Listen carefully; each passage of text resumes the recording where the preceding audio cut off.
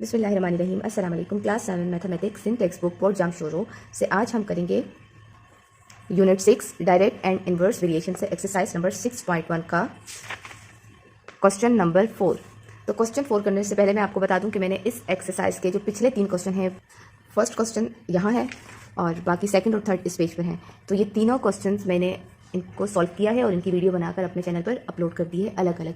अगर आपको इन तीनों में से कोई भी क्वेश्चन नहीं समझ में आ रहा तो आप मेरे चैनल पर एक्सरसाइज 6.1 लिखकर क्वेश्चन 1, 2, 3 जो भी आपको समझ नहीं आ रहा वो साथ में लिखते हैं। 2 नहीं आ रहा, 3 नहीं आ रहा तो एक्सरसाइज 6.1 लिख के क्वेश्चन 3 लिखते हैं तो आपके सामने आ जाएगा, आप वहाँ से इनको सीख सकते हैं। और इन्हीं क्वेश्चन में मैंने रेशो को भी डिफाइन किया है आम जिंदगी के हवाले से कि रेशो क्या है, रेशो से हम क्या मीनिंग लेते हैं, रेशो किस तरह से मालूम किया जाता है। तो क्वेश्चन 4 है find x if. First question में है x ratio 2 is equal to 5 ratio 6। बाकी भी मैं जब सॉल्व करूंगी तो रीड कर दूंगी, लेकिन यहाँ पहले फर्स्ट क्वेश्चन को रीड करते हुए मैं आपको समझा देती हूँ कि ये क्वेश्चन हमें एक्चुअली कह क्या रहा है। तो इस क्वेश्चन में हमसे ये कहा जा रहा है कि हम x को मालूम करें, लेकिन x को मालूम करने के साथ साथ हमें ये कहा जा रहा है कि x रेशो 2 बराबर है 5 रेशो 6 के, यानी कि ये जो यहाँ पर हमारे पास साइज़ है और यहाँ पर जो साइज़ है ये दोनों एक दूसरे के बराबर हैं। तो इस तरफ वाले साइज़ में हमें x मालूम करना है, इस तरफ वाले साइज़ में तो दोनों रेशो मौजूद हैं, लेकिन यहाँ पर x की जगह पे जो रेशो आना चाहिए जो इसके बराबर होगा वो हमने मालूम करना है।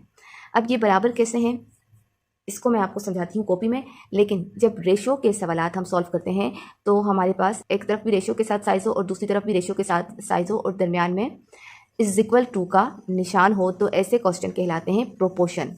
क्या कहलाते हैं? प्रोपोर्शन। तो जब भी आपके पास इस तरह से रेशो के साथ इज इक्वल टू आ रहा हो तो आप समझ जाएं कि ये प्रोपोर्शन का क्वेश्चन है। और ये क्या कह रहा है कि दोनों तरफ जो मौजूद साइज हैं वो एक दूसरे के बराबर हैं।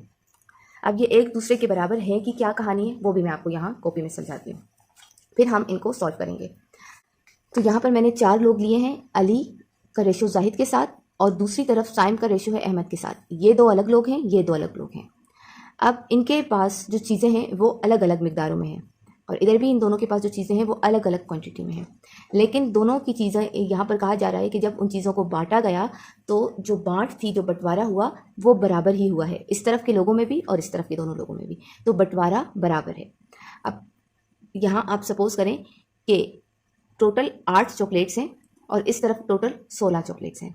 तो 8 चॉकलेट्स में से अली के पास 2 चॉकलेट्स हैं, दूसरी तरफ जाहिद के पास 6 चॉकलेट्स हैं। तो यहाँ पर क्या लिखा हुआ है 2 रेशो 6। अली के पास कितनी है? 2 और जाहिद के पास 6। दूसरी तरफ हम देखें तो टोटल 16 चॉकलेट्स हैं और उसमें से 4 चॉकलेट साइम के पास हैं और 12 अहमद के पास हैं। तो हमने क्या लिखा 4 रेशो 12। अब ये दोनों एक दूसरे के बराबर कैसे हैं? वो इस तरह से हैं कि अली को जाहिद के मुकाबले में 1 हिस्सा मिला है और जाहिद को 3 हिस्से ज़्यादा चॉकलेट्स मिली हैं अली के मुकाबले में। तो अली के पास 1 हिस्सा आया यानी कि 2 मिली और इसके पास 2, 2, 2, तो कितने हो गए? 3 हिस्से आए, इसको 6 मिली। तो 1 हिस्सा अली के पास और जाहिद के पास 3 हिस्से आए चॉकलेट्स के। इसी तरीके से अगर हम यहाँ पर साइम और अहमद की बात करें तो 16 चॉकलेट्स में से 4 चॉकलेट्स साइम को मिली और 12 चॉकलेट्स मिली अहमद को।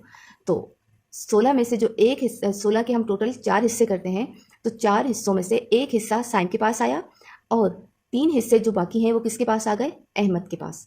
तो यहाँ पर अली के पास 1 हिस्सा, इधर साइम के पास 1 हिस्सा, यहाँ जाहिद के पास 3 हिस्से आ गए और यहाँ पर अहमद के पास 3 हिस्से आ गए। तो ये क्या है?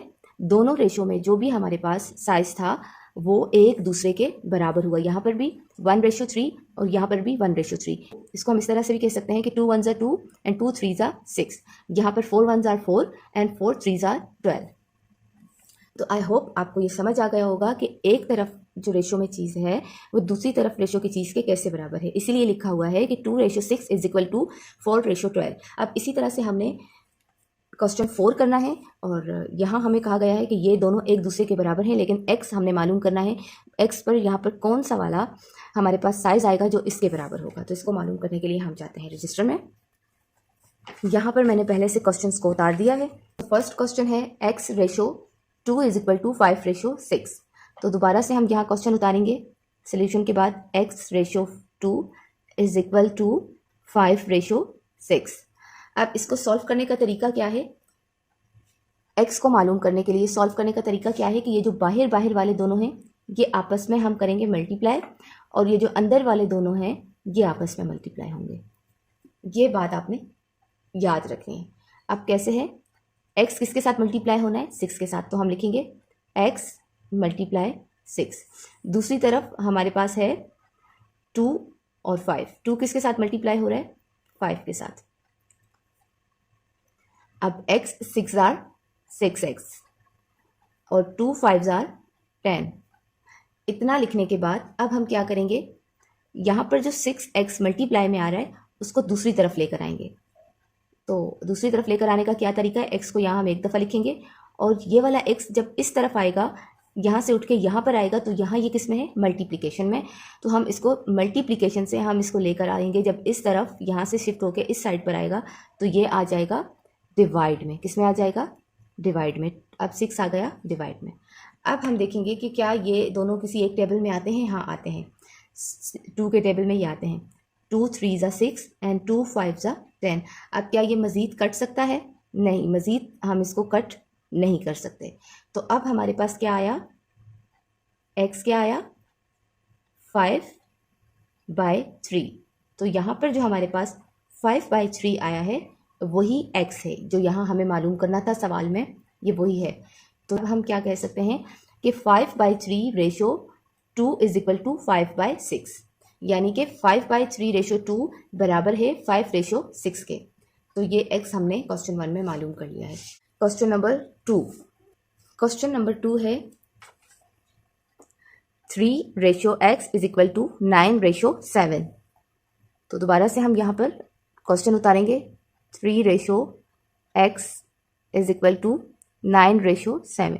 तो यहाँ पर भी हमने सेम वही प्रोसेस करना है। x को मालूम करने के लिए बाहर वाला बाहर से मल्टीप्लाई होगा और अंदर वाला अंदर वाले से मल्टीप्लाई होगा। तो यहाँ पर पहले हम लिख देते हैं x और 9 को, चाहे तो इसको हम पहले लिखें, चाहे तो इसको, बात एक ही है। तो यहाँ हम क्योंकि x मालूम कर लें तो पहले हम x वाले को उतारते हैं, x × 9, और दूसरी तरफ 3 × 7, 3 × 7। अब हम इनकी मल्टीप्लिकेशन करते हैं, तो x 9 आर 9x = 3 7 आर 21। अब इसके बाद चूँकि हम मालूम क्या कर रहे हैं, x, जो कि यहाँ पर हमारे पास होना चाहिए और इसके बराबर है इस तरफ वाले रेशो के। तो हम क्या करेंगे, x मालूम कर रहे हैं तो x को यहाँ नीचे उतारेंगे और ये जो 9x के साथ है मल्टीप्लिकेशन में उसको इस तरफ शिफ्ट करेंगे 21 की तरफ, = के बाद। तो ये 21 एज इट इज़ लिख के, ये 9 जब यहाँ मल्टीप्लाई में है तो इधर आके वो क्या हो जाएगा, डिवाइड हो जाएगा। अब हम देखते हैं कि ये 21/9 किसी एक टेबल में आता है, तो जी हाँ आता है। कौन से टेबल में, 3 के। 3 3 ज़ा 9 एंड 3 7 ज़ा 21। तो अब हमारे पास x क्या आ गया, 7/3। ये है आंसर। क्यों आंसर है कि अब ये मज़ीद कट नहीं सकता। क्वेश्चन नंबर 3, क्वेश्चन 3 है 4/5 = x/7। तो यहाँ पर भी हमसे कहा जा रहा है कि इस तरफ वाला जो रेशो के साथ साइज़ है वो इस तरफ वाले रेशो के साइज़ के बराबर है। लेकिन यहाँ पर जो x है जो कि हमें नहीं मालूम, वो हमने मालूम करना है जो इनके बराबर आए। ऐसा, तो यहाँ पर ऐसा कौन सा नंबर आता है, ऐसा कौन सा साइज़ आता है जो इसके वाले रेशो के बराबर हो, उसको मालूम करने के लिए हम क्या करते हैं, पहले भी मैं आपको बता चुकी हूँ, दोबारा बताती हूँ। पहले हम उतारेंगे क्वेश्चन को एज इट इज़, 4/5 = x/7। अब x चूँकि हमने मालूम करना है तो उसके लिए हम क्या करते हैं, x को मालूम करने के लिए बाहर वाले बाहर से मल्टीप्लाई और अंदर वाले अंदर से। चूँकि x मालूम कर रहे हैं तो हम पहले इनको उतार लेते हैं। अब ये 5 और x आपस में मल्टीप्लाई हो रहे हैं और 4 और 7 आपस में। अब हम इसको इस तरह से भी लिख सकते हैं, 5 × x और 4 × 7 यहाँ पर।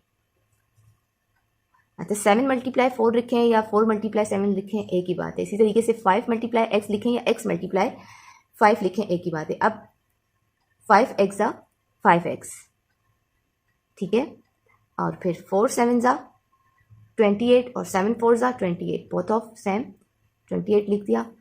अब हमने क्या करना है, चूँकि हम x को मालूम कर रहे हैं और हमारे पास यहाँ पर x के साथ क्या है, 5, यानी कि 5x आपस में आ रहे हैं मल्टीप्लाई होकर। तो x को मालूम करने के लिए हम x को नीचे उतारते हैं और ये जो 5 यहाँ पर x के साथ मल्टीप्लाई हो रहा है वो इस तरफ 28 वाली तरफ यानी इज इक्वल टू के बाद आएगा, तो ये डिवाइड में चेंज हो जाएगा। 28 लिखा और यहाँ लिखा 5, ये 5 यहाँ पर आके क्या हो गया, डिवाइड। अब हमने क्या करना है, डिवाइड करना है इनको, यानी कि क्या ये किसी एक टेबल में आते हैं कि ये डिवाइड हो जाए 28 और 5?